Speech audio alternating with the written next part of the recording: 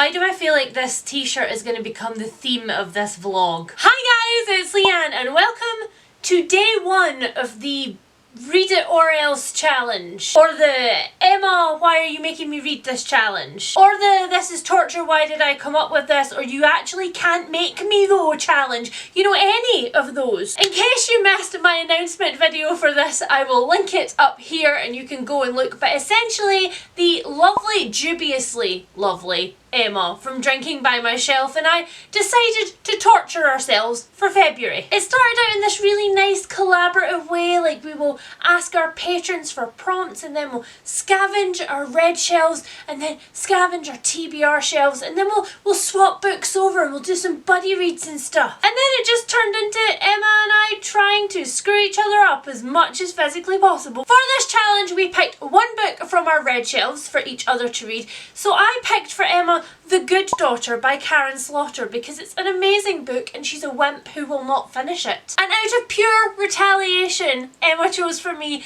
A Simple Favour by Darcey which I have DNF'd previously and have had to repurchase. So at least we've achieved a first. That's the first time I've ever DNF'd a book because I hated it and then had to buy it anyway. And then we each looked for a book from our TBR shelves to buddy read. So we are going to be buddy reading from my shelves, The Furies, and from Emma's shelves, The Believers. I've had a busy day already for day 1 in my household. We got up very early and then we did some very low impact cardio dance workouts because both lovely wife Helen and I have chronic health conditions and we are trying to very slowly make ourselves feel a little bit better, and there may have been some colliding and falling over that I cut out. So my job for today is to read as much of this book as physically possible to get it over with as quickly as possible. And also Emma did just announce the Taylor Swift readathon, so I'm going to be drawing some graphics for the merchandise that we're going to have for the readathon. So we're going to have bookmarks and we're going to have sticker sheets and we're going to have badges, and I can't get a Taylor Swift print idea out of my head, so I'm also going to apparently be doing that. So come along with me as we prepare to get emotionally exhausted by the terrible book that Emma is making me read.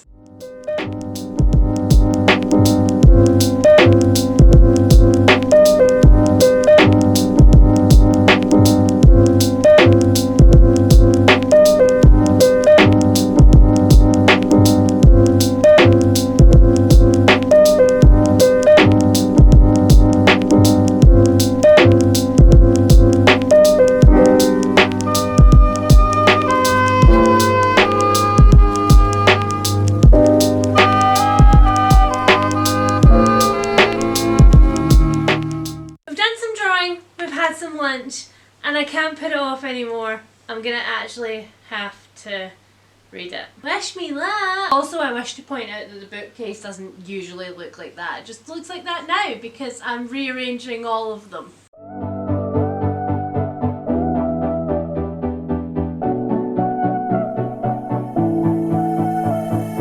Only took one look and I was falling. I knew it from the moment that I saw. Ocean not so deep that I could fall in. I didn't care about all of your flaws, and I dream about you from time to time. So it's time for dinner and we are trying a new recipe, or I am trying a new recipe. I am in charge of the recipeing today. We're trying from our vegan £1 meals recipe book, white bean balls and mash with cannellini beans. So we will see how this goes. But I figured I would talk to you while I got ready to cook, and I would tell you a little bit about how I feel about the start of this book. So if you don't know anything about A Simple Favour, which in fairness I did not really know much about it the first time that I picked it up, it's essentially a missing person story. There are two friends who are like best friends, or at least it says so on the back. They're best friends and they spend a lot of time together. They pick up each other's kids from school. They just do a lot of things together. This is the spice cupboard. Would that I could actually put my saltiness in a cupboard and close the door on it, but alas, not so much. And basically, one of these women asks the other to pick up her kid from school, and she then disappears. She leaves her with her kid and she vanishes. The person who's left with the kid is a mummy blogger, And so she gets on her blog and she starts telling the mummies surrounding her that her best friend has gone missing. And I guess the thing that annoyed me about it the first time around, if I'm perfectly honest, is that I hate missing people books. They're just not my jam. I'm not a fan. I never actually get to care about them because we're only told about them from other people's perspective. But the other thing that I remembered about this one after I had read it this time through is that there's quite a lot in this one that's just a bit weird. And I remember thinking at the time when I read it, why would she give her friends personal information to the internet? And I know she's gone missing, I get that, but it's like the day after. And she also, I remember, says that she's just going to waive her anonymity even though it's so very important to her, just for this one time, because this is important and just for a little while. And I remember thinking when I was reading this, but it's not just for a little while because you can't get that back. Once you've told the internet where you live and you know where your friend lives and stuff, you can never get that back. But this time around I've gone into it with the idea that it's satirical right off the bat, and also I guess with the point of view that Emma really loves it and I'm, you know, giving it a second try, so I might as well give it a good college try. And although I'm still not in love with it, it is definitely better than the first time around. I am definitely liking it better than the first time around, and I wonder if it's just because I have adjusted my expectations. So yes, in conclusion, I am being open-minded TM, and I shall report back. Also, on the new dinner, who knows what it may turn out like. Winter. I think over Christmas they went into shock because I was away from home and the temperature of the house dropped. I'm for sending this my way because I had a great time reading it, so would highly recommend this one if you haven't read it already. Now I hope you're having a lovely day and I shall see you next time with a new video. Bye! Now I'm usually quite confident when I'm cooking new recipes and I usually don't doubt myself, but I'm dubious, my loves. I'm dubious. We shall see. They look more hopeful now.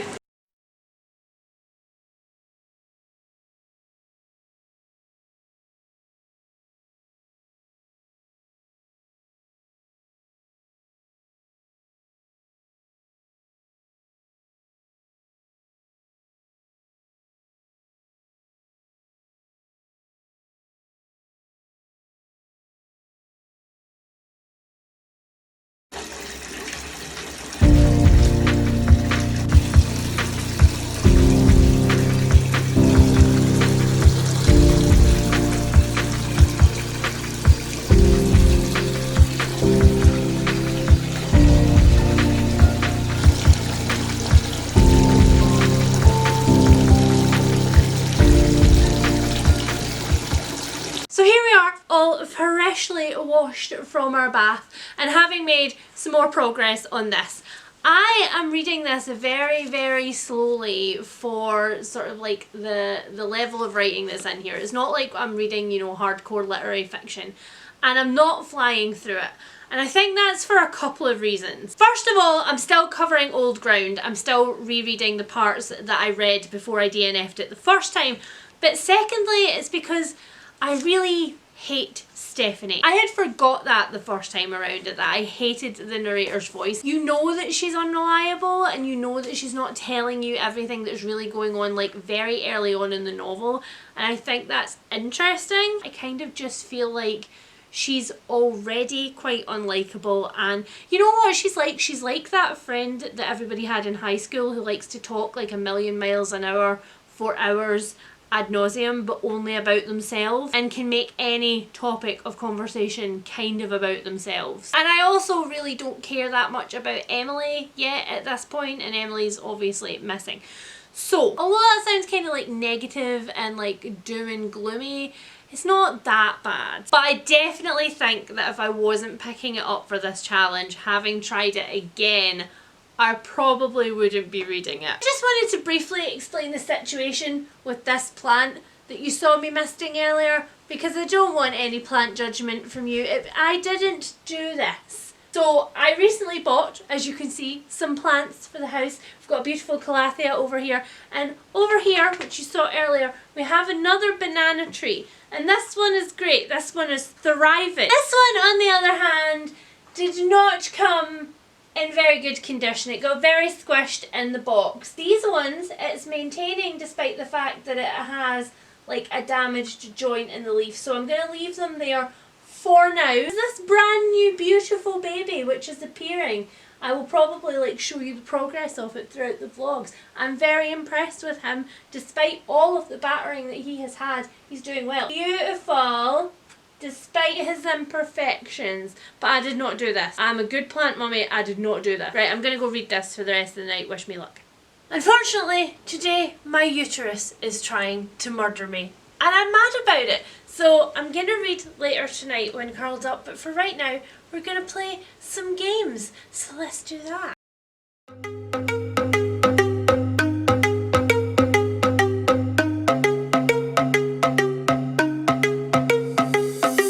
Started with one day, thought that that's all it was. Thought it would end up like it usually does. All the things you do make me. She's watching the snow. Hi. You watching the snow? I know this ain't nothing. Should we stop or should we rush in? All I know this ain't nothing. All I know is we've got something.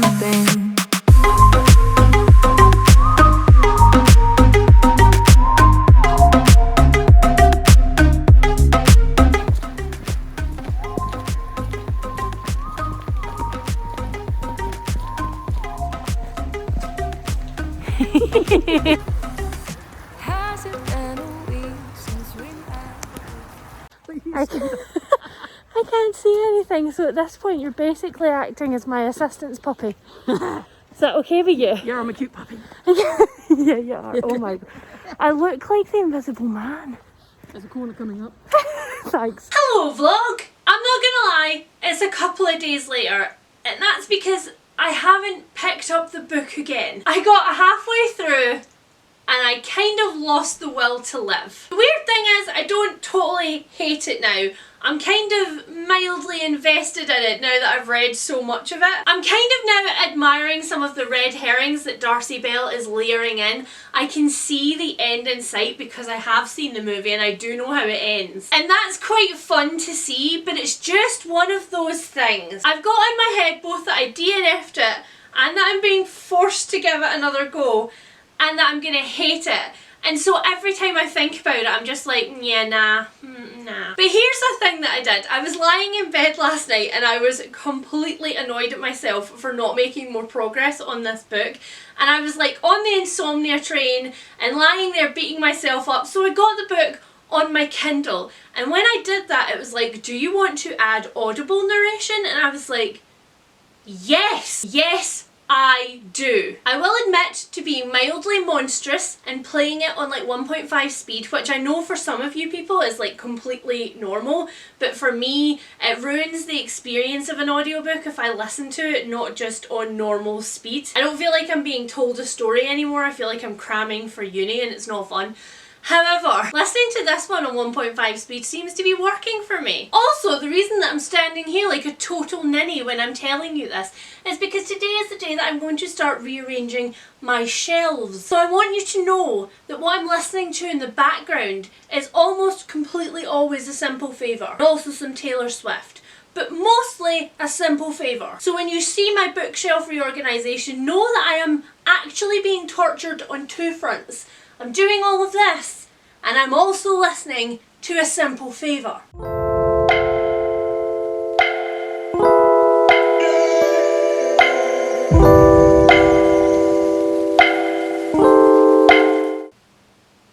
You know why I'm here, right? I'm doing it.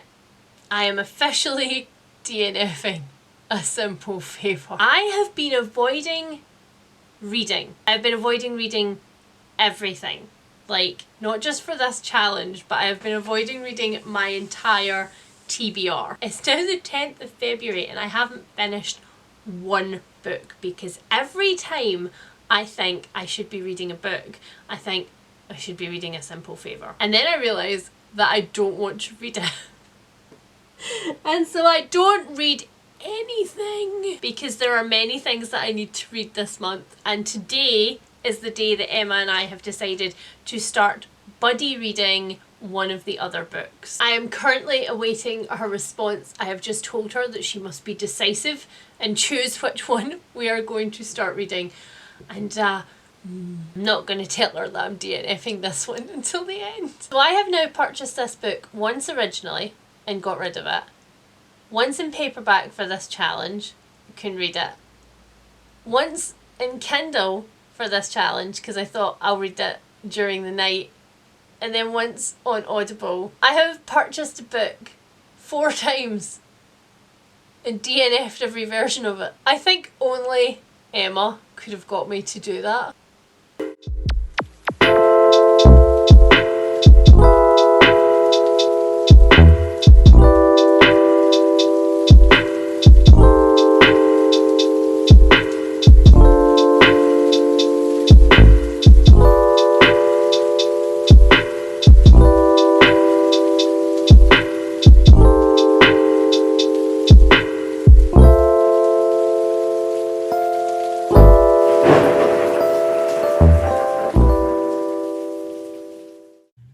I don't know how it got to be 1:58 AM, but here I am. This is what I look like. McNab is ready for bed. He's done with my shit. And Emma picked the Furies to start reading today, which is the... I mean, okay. Can you not though? But can you not? Can you not? Yeah? Okay. So Emma picked the Furies, which was the one that I chose for our buddy read. And it's time he goes to bed. And so McNab and I are going to go and pick it off the bookshelf, and we're gonna go to bed, and you are going to bed. We're gonna go to bed and we're gonna start reading it, and we're gonna hope that it's better than A Simple Favour, and we're also gonna hope that I don't hate this clip because it's so close to my face.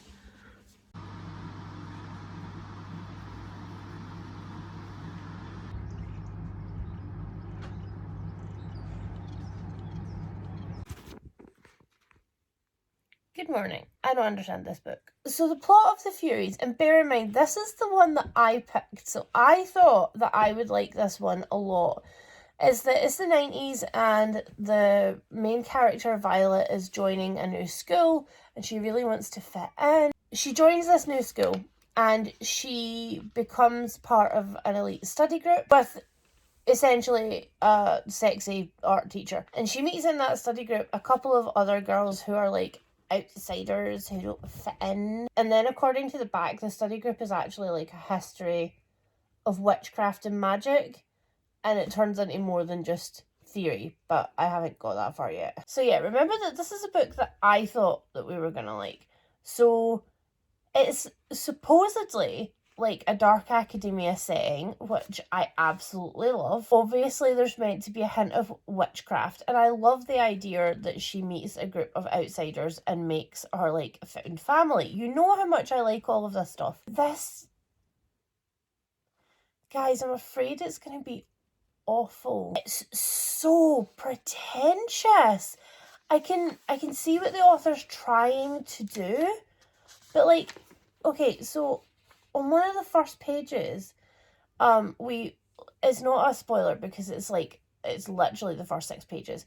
We discover that there's been a murder, and there's been a murder, and they don't know who did it. There's no clues or anything. And one of the paragraphs is like, I think of this scene now because it was so perfectly composed, like in a Renaissance painting. And then it goes on to say, like, she was beautiful when she was alive. A child just discovering her power, knowing herself, all collarbones and blooming flesh. But death, it must be said, gave her something of the sublime. I read that and I immediately was like, ugh. We've stepped off the cliff and now we're into flowery purple literary fiction land. And it's not that I don't appreciate beautiful writing, because genre writing can have beautiful writing in it. I don't mind entirely pretentious stuff if it's done well, but it's not. Why are we reading another book that's trash? I'm gonna message Emma like really soon, like later tonight, like when I'm more like halfway through. I'm gonna message her and I'm just gonna sincerely apologize because this was my idea.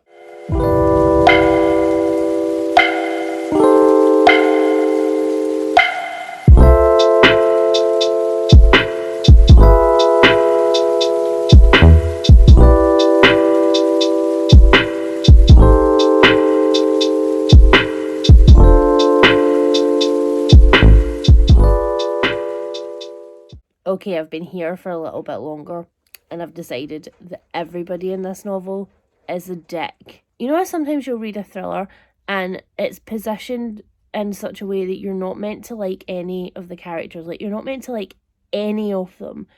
And that's fine, because although they're all pretty bad people, either you are enjoying watching them getting their comeuppance because they're pretty bad people, or sometimes one of them will turn into an anti-hero and then you'll have somebody to root for despite everything. That's just not the case in this book. I'm not convinced any of these people like each other. I'm not convinced any of these people have ever liked each other. Also, this novel just doesn't know when it's set. It's meant to be set in the 90s, but nothing is giving me 90s. Absolutely nothing is giving me 90s. The language is attempting to like climb back into Jane Austen. The setting is giving me dodgy communal college in the 60s, and the setting and the discussions is giving me mid-70s. I'm getting nothing in here that says to me that this is set in the 90s. Padfoot. What do we do with books? Good boy. Nimbus, what do we do with books? Good boy. Hi. What do you think of this book? What do you think of this one in specific? Is that a hard avoid? I understand. What do you think? Grissom, what do we do with books? Good boy. What do you think of this book? Yeah, that's roughly what I think of it too. Would you like the blanket too?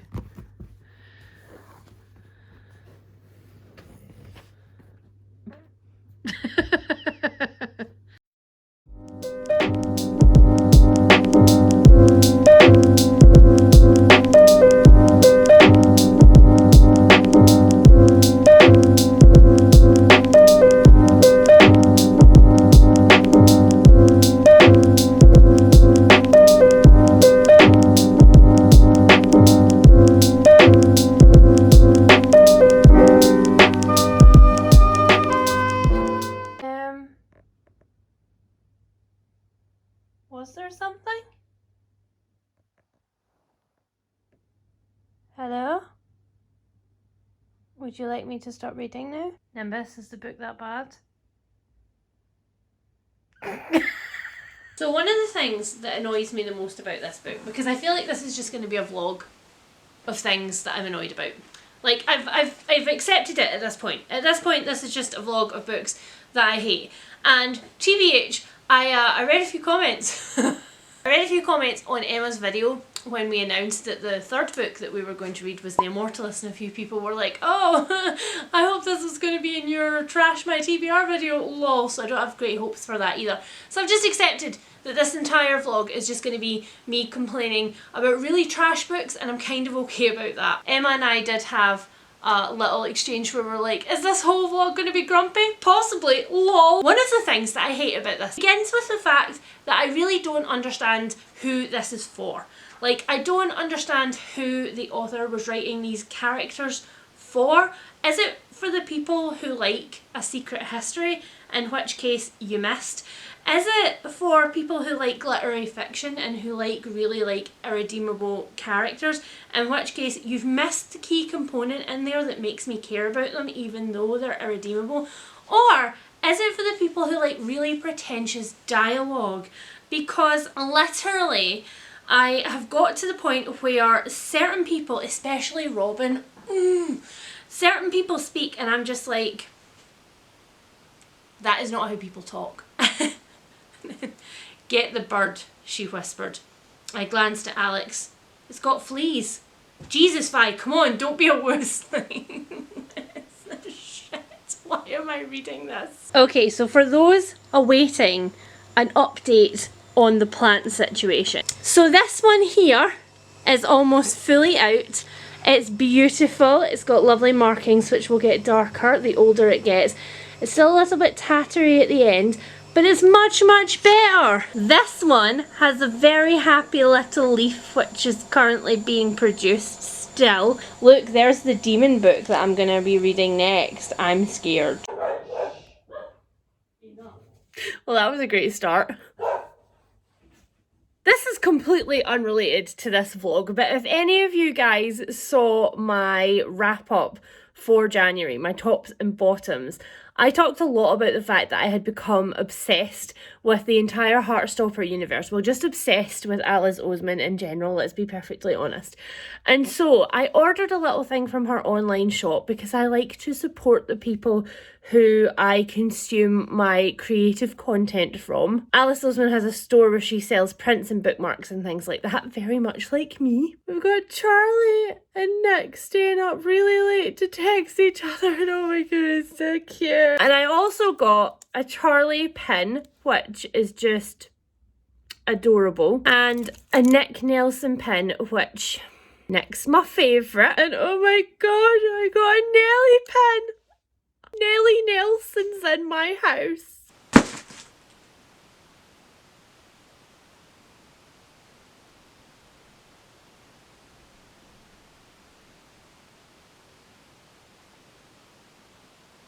Okay, dokily. Wow, have I picked the worst lighting in my entire house for this clip? Possibly so. However, I'm excited because I am now about to pick up this after a very long day of packing, like a very, very, very long day of packing your orders, which I am eternally grateful for. But everything that could have gone wrong today did go wrong. So I'm a little bit worried about my mood going into this book, but we have this, we have chocolate hobnobs, and we have my go away, I'm introverting today mug. That is what we have. So we're going to make the best of it. It's going to be good. We're going to start the book. We're going to see what we think.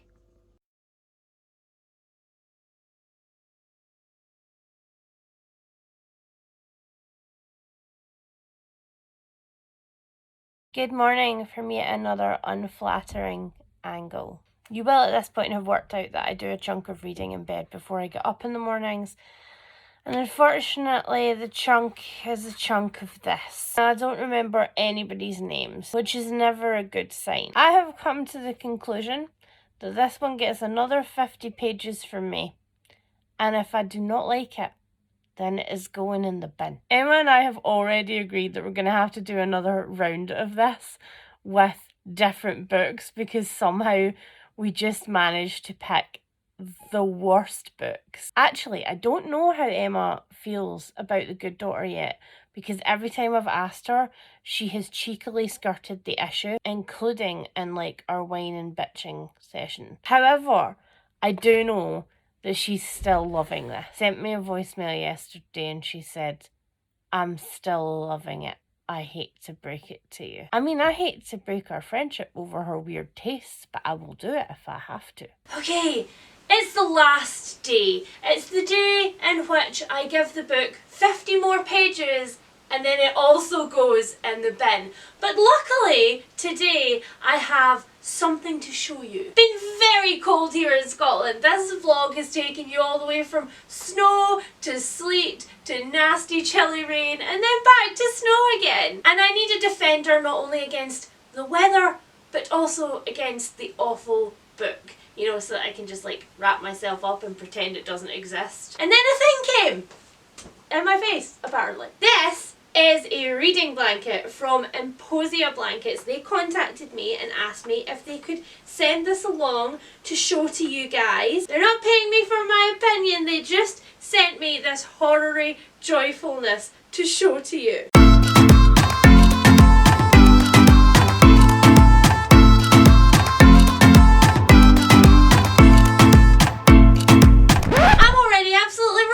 This because I'm upstairs under studio lights, but I'm going to go downstairs where it is significantly less warm, and our philosophy is usually if you're cold throw in another dog, and I'm going to do the last bit of the reading. Come along with me. Is this a new plan? Is this a new plan? It might be. Is this a new plan? Is it? Is it? It might be. Honestly, you guys, the fact that I'm creating small jungles in my house just makes me so incredibly happy. I don't know if it's like a symptom of 2020, like a hangover of 2020 where I didn't get out. Hi, boys.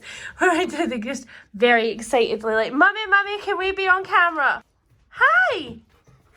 Hello! Making an inside jungle is making me very happy, and I have fallen in love with calatheas, and they actually interact with you more than like any of your other plants do, where they're just like, you know, feed me, water me, love me, and then I die.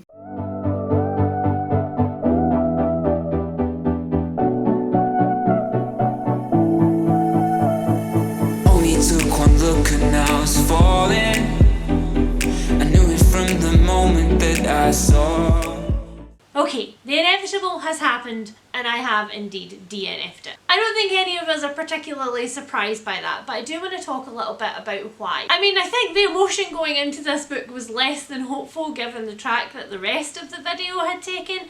But the reason that I don't like this one is not actually because I was expecting not to like it, but because I really don't like what it did. The premise of this one, because I don't think I've talked very much about that either, is that in the 60s, a group of 4 siblings sneak out, they go to a fortune teller, and they are each told a prophecy of the date that they are going to die. And you would think that this would then have some impact on their lives, and the back of the book seems to suggest that, you know, they're going to spend the rest of their lives screwing with each other and living the way that you would do if you didn't have a, well, one day I'm going to die, but I am certainly going to die this day, so I may as well do X. There's a tiny amount of that feeling in there, like, well, one day I'm gonna die, so I'm just gonna kind of seize the day. But apart from that, the prophecies have just like very little to do with anything that's going on.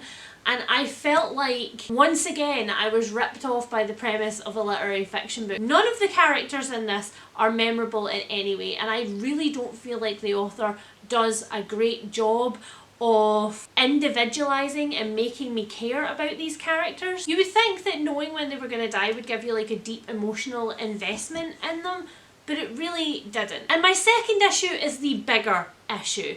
This is once again a book with another tragic gay love story, and I am so over it. Literary fiction needs to do better. It needs to do better than constantly retelling the same story over and over and over again. Simon is a gay man.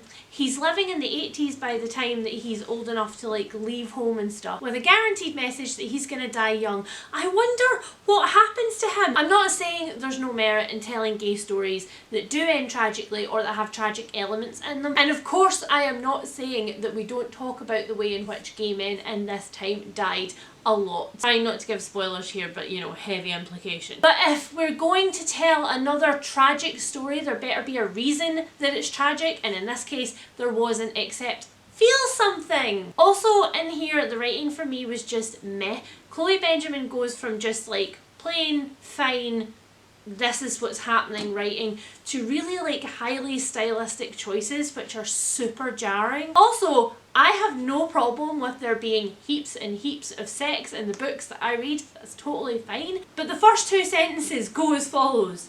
Varia is 13. New to her are 3 more inches of height and the dark patch of fur between her legs. And then the next couple of sentences are about her nipples. And while I have no problem with any of those things being mentioned, there's no freaking context. Those are literally the first 3 sentences of this novel. It's like, can you maybe tell me a little bit about her before we start jumping under her clothing? I really don't want that to sound like a prudish thing. I can't emphasise more how that's not me. In fact, in general, I think authors need to focus a little more on the physicality of their characters usually. But the whole thing just made me feel really skeevy. By the time that I was finally ready to DNF this, I just kind of wanted to be like, but why? It was like Chloe Benjamin tried to do the same thing that Hanya Yanagihara did in A Little Life, where she just followed the lives of the characters in depth. But whereas in A Little Life, love it or hate it, the actual premise of it and the structure is so compelling, this one was just really not. Hello. Hello. How are you? It's good. Okay, so what are you reading? Oh, I'm reading Love Nina again. Which is about? Letters that she wrote to her sister when she randomly became a nanny without any training or any skills whatsoever. In like the 70s, when it was, it is the 70s, right? 70s, Or early 80s, yeah. when it was possible for you to look after people's children. Without any Without any qualifications, references. anything. Any skills whatsoever, really. How do you feel about this book? Well, I think this is probably about the 3rd or 4th time I've reread it, so I like it a lot. And why It's very do you comforting. like it? It's comforting, why? Why do you find it comforting?